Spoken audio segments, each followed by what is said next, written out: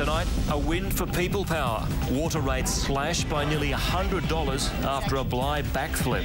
Sex attacks on Mount Cootha. 3 women lured on the web, drugged and assaulted. Burning rage. The Morecambes vent their frustration on an effigy of Daniel's abductor. And the dangers of the daily commute. It could be giving you diabetes. This is 10 News at 5 with Bill McDonald and Georgina Lewis. Good evening. Also coming up, our little bit extra. Queensland's weight loss queen's new hands-on help. That's just before 6. And how a paraplegic can walk. But first, huge water price rises planned for southeast Queensland will be slashed. In a win for people power, the Premier has backflipped, clearing the way for councils to again set their own prices. Ratepayers furious over spiralling water charges targeted the Premier on the Gold Coast 6 weeks ago. Today I can tell the House that the blame game on water in southeast Queensland ends. Far from ending it, the Premier reignited the blame game, dumping the law, putting the water utilities in charge and giving councils the choice to do pricing again from July.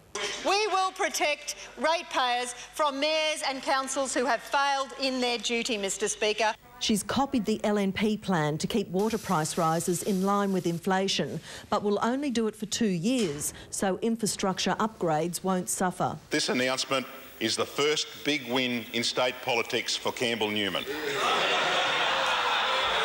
That was all the opposition leader had to say about it, leaving Campbell Newman to comment in Cairns. Well, it's a first step, and I do see it as a Beattie-like diversionary tactic. Councils say the Premier's feeling the heat and changes are still needed to bulk water costs. This does nothing to reduce the price of water, nothing. It's a knee-jerk reaction to Campbell Newman's announcement. There's no doubt about that whatsoever.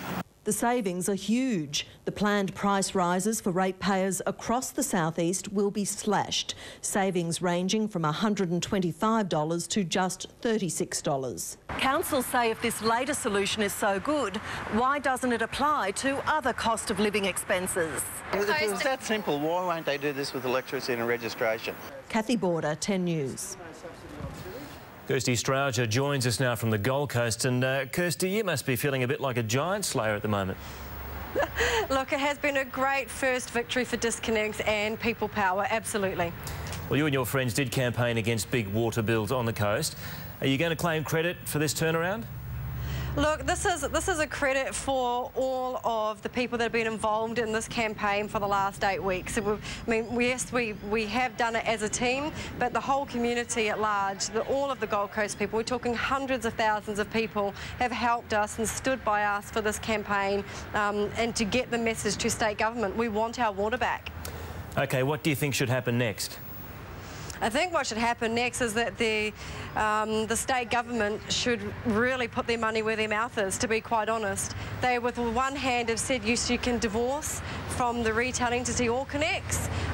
However, they need to pay for it. They got us into this mess. They forced us into this situation. And here we are once again, the state government saying, well, oh dear, we've made another big blunder, but you can pay to get out of it yourselves. And we're saying to state government, no, you need to pay for us to get out of this mess. You put us here in the first place. All right. Thank you for your time, Kirsty Strowger on the Gold Coast. Thank you.